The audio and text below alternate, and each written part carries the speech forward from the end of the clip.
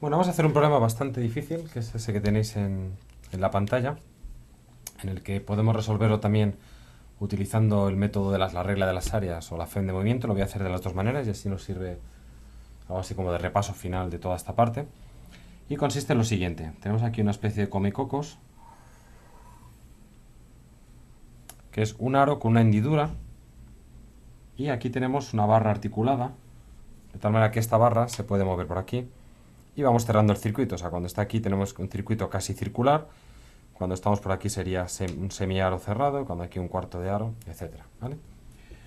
Esto cambia con el tiempo, o sea, este ángulo se mueve con un movimiento uniforme, circular uniforme, y además estamos colocando un campo magnético B, ¿vale? La circunferencia esta tiene un radio B minúscula, y lo que nos están pidiendo pues, son varias cosas. Por ejemplo, calcular la fuerza electromotriz inducida en el sistema, si es que la hay, claro, ya os lo podéis imaginar que sí.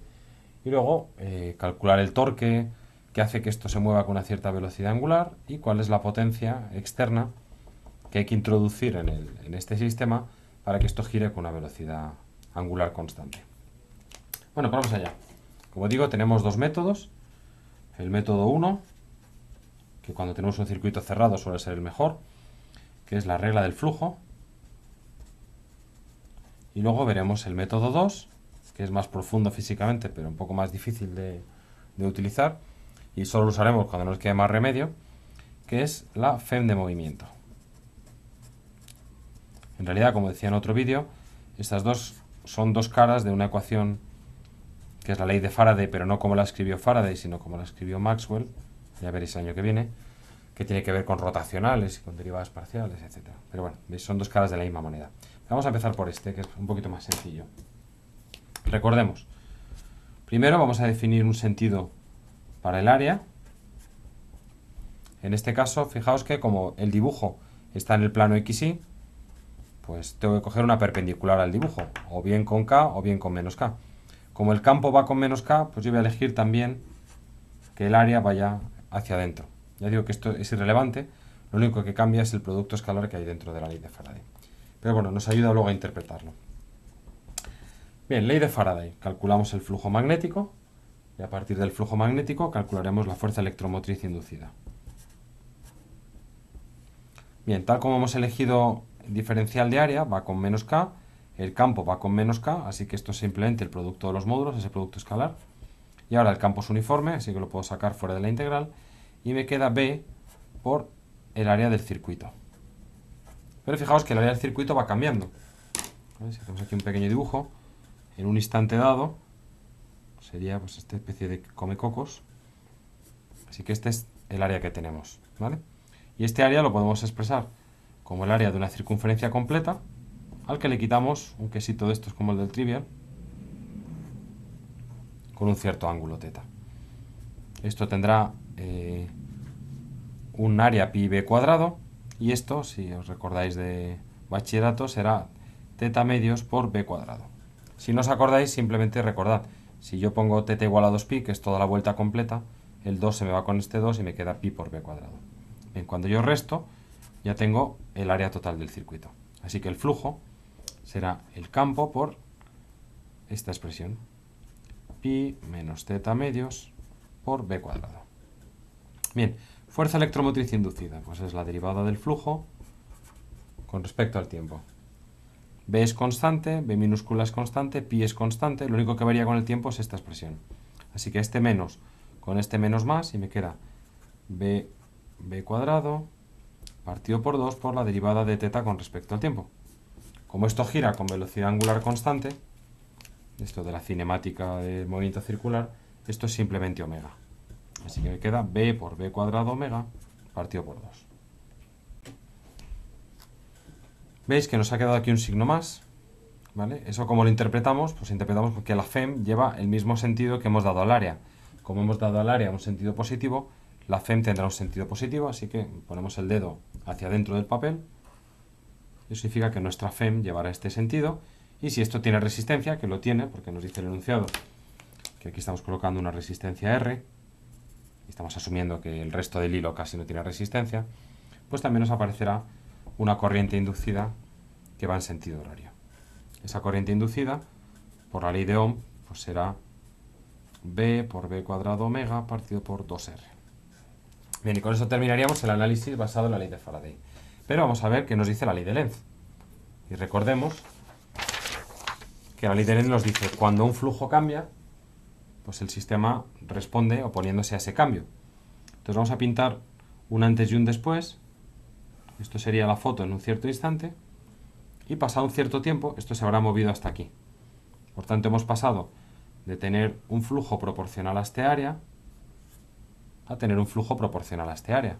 Como el área ha disminuido, significa que el flujo ha pasado de más a menos. Así que, ¿qué hace el sistema? Induce un campo magnético que trata de que el flujo no disminuya. ¿Cómo lo hace? Poniéndose a favor del campo externo. Si el campo externo iba así, él se pone a favor para intentar que esto no decrezca tanto. Y ahora, ¿cómo consigo yo un campo inducido hacia adentro? Mano derecha, pues como hemos dicho, con una corriente inducida en sentido horario. Así que la ley de Lenz nos dice lo mismo que la ley de Faraday, como tiene que ser. Bien, antes de seguir con el análisis mecánico, voy a retomar el método 2, que es el de la FEM de movimiento. Si recordáis, cuando tenemos un conductor en movimiento, aparece un campo eléctrico inducido que es menos V vectorial B. Este campo inducido va a tener una circulación entre dos puntos, por ejemplo, que es lo que llamamos fuerza electromotriz inducida, y que es el equivalente a reemplazar pues, ese tramo de circuito por una pila. ¿Vale? Bien, ¿qué pasa si hacemos esto? Pues vamos a mirar la barra que se mueve, como si fuese una barra sola a la vida. ¿Vale? Si yo me fijo en este punto, este tendrá una velocidad que será omega por R, donde R es la distancia al centro de rotación. ¿Vale? Esto es un movimiento circular con una cierta distancia. Bien, entonces la velocidad es así, el campo magnético va en este sentido, ¿vale? Así que cuando yo hago el producto vectorial, lo que me va a quedar es hacia adentro. Por tanto, con este signo menos, me queda que el campo inducido va hacia allá. Y ya hemos terminado como nuestro primer paso, que en este caso F de movimiento siempre era hacer un diagrama de nuestro problema. Bien, ya que tenemos esto, ahora calculamos la fuerza electromotriz inducida. Como nos ha salido hacia allá, pues yo voy a hacer la integral desde 0 hasta B de diferencial de R por el campo inducido.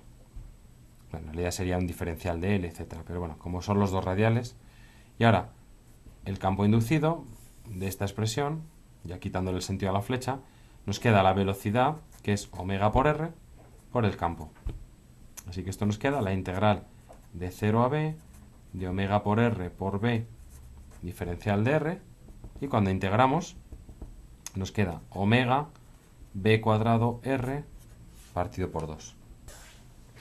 Así que sigamos el camino que sigamos, bien por áreas, bien por FEM de movimiento, llegamos a que la fuerza electromotriz es esta y por tanto la corriente inducida por ley de Ohm es esto partido por B por 2 veces la resistencia. Bien, vamos con la parte mecánica. Vamos a calcular fuerzas, bueno, en realidad torques directamente porque es lo que nos piden.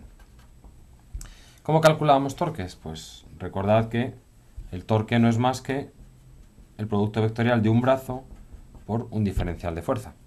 Si miramos nuestra barra, tenemos una corriente que viene en este sentido, así que el diferencial de fuerza lo podemos calcular como la corriente del que sufre la fuerza, diferencial de L que va en sentido tangente a la fuerza, vectorial B. En este caso, B ya hemos dicho que es constante y hacia dentro del papel, diferencial de L será un cachito de vector en esta dirección, así que tendrá una cierta longitud diferencial de R porque va en sentido radial y va hacia adentro, así que su dirección y sentido serán menos coseno de teta, recuerda que esto es teta, menos coseno de teta i menos seno de teta j. Así que ya podemos calcular diferencial de F será I por B por diferencial de R, este menos con este menos, bueno, lo voy a dejar, menos coseno de teta i menos seno teta j vectorial menos k. Y ahora hacemos los productos vectoriales así como a ojo. Bueno, sustituyo lo que vale la corriente inducida, así que me queda omega b minúscula cuadrado b cuadrado partido por 2r diferencial de R, y ahora I por K es menos J, menos por menos más, así que me sobrevive el menos J, coseno de teta J, y ahora menos por menos más, pero J por K es más I, así que más seno de teta I. Ya tenemos nuestro diferencial de fuerza. Si quisiésemos la fuerza total, pues integraríamos simplemente esto entre 0 y R. Fijaos que esto depende del tiempo, pero no del espacio. Luego, en realidad, podríamos sacarlo de la integral. Pero no nos interesa la fuerza, nos interesa el torque. Así que el torque será R por diferencial de F. ¿Este R quién es? Pues es la distancia al centro de giro de ese diferencial de L.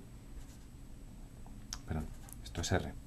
Así que esto nos va a quedar R, de nuevo, coseno de teta I más seno de teta J vectorial diferencial de F, que es omega b cuadrado minúscula b mayúscula entre 2R diferencial de R menos coseno de teta J más seno de teta I.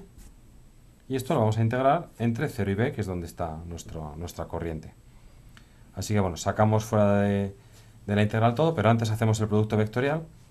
Fijaos, I por I es 0, I por J me va a quedar K, menos por menos, o sea, más por menos menos, así que me queda un coseno cuadrado teta menos K, y aquí J por I es menos K, luego me queda un menos coseno cuadrado menos seno cuadrado. Lo voy a escribir. Esto será omega b cuadrado partido por 2R menos coseno cuadrado de teta K menos seno cuadrado de teta K, y ahora me sobrevive solo lo que depende de R, que es R diferencial de R. Todo esto es menos K y la integral de R es R cuadrado partido por 2. Así que me va a quedar algo así. Omega b cuadrado entre 2R, la integral esta que es R cuadrado partido por 2 entre 0 y b. Así que juntando las piezas, fijaos que me queda que el torque total será omega b a la cuarta, porque tengo un b cuadrado y aquí un b cuadrado, b mayúscula cuadrado partido por 2 por 2, 4, R. Así que ya tengo el torque total que está ejerciendo ese campo magnético sobre ese tramo de hilo en el que ha aparecido una corriente. Muy bien, terminamos el problema. Nos piden calcular la potencia externa que tendría que hacer pues, un agente para que esto siga girando con omega constante. Si recordáis de mecánica, decíamos que la suma de torques es el momento de inercia por la aceleración angular. Si omega es constante, esto significa que esto es cero. Por tanto, el torque externo más el torque magnético que hemos calculado tiene que ser cero. Así que ya conocemos cuánto vale el torque externo. Lo sacamos de la expresión anterior. Así que será omega por b a la cuarta, b cuadrado partido por 4R. Por cierto, esto será con más k, antes no lo he dicho que era con menos k. Por cierto, vamos a interpretar un segundo esto antes de seguir. Nos ha salido aquí menos k, que me lo he comido, ¿vale? Y eso significa que es un torque hacia acá. Y eso también tiene sentido, porque la barra se está moviendo hacia allá. Entonces la ley de Lenz nos dice hay que hacer algo para que esto no crezca. Entonces, ¿qué es lo que hace? Crea un torque, ¿vale?, que intenta frenarlo, ¿vale? Así que de nuevo la ley de Lenz al rescate. Bien, entonces, en este caso el torque externo va con más k. Eso significa que el dedo hacia arriba, yo estoy haciendo un torque en este sentido. Estoy retorciendo la barra para que gire con esa velocidad angular constante. Bien, ¿qué sabemos de la potencia? ¿O qué sabemos del trabajo de rotación? Si recordáis, el trabajo de rotación era torque por diferencial del ángulo girado. Si convertimos esto en diferencial, vemos que un pequeño trabajo de rotación será el torque por un pequeño ángulo de rotación. Y si derivamos con respecto al tiempo, pues lo que nos queda es que la potencia de rotación será el torque por la velocidad angular. Así que multiplicando, tendremos que la potencia externa será esto multiplicado por omega. Así que será omega cuadrado, b a la cuarta, b mayúscula cuadrado, partido por 4R. Así que hay que hacer un trabajo que se oponga al tamaño. Lo interesante de esto es que el radio va a la cuarta. O sea que duplicar el radio aumenta esto por 16. O sea, fijaos que es el parámetro más crítico quizá, o el que afecta más a la potencia. Pero bueno, eso es una curiosidad. Ya os podéis imaginar variantes del problema. que no hubiese fuerza, le damos una cierta aceleración inicial y queremos saber cuándo se detiene. O ponemos, por ejemplo, un campo magnético que cambie en el tiempo, que sea oscilante, ¿vale? O sea que veis que se pueden inventar muchas variantes de este problema.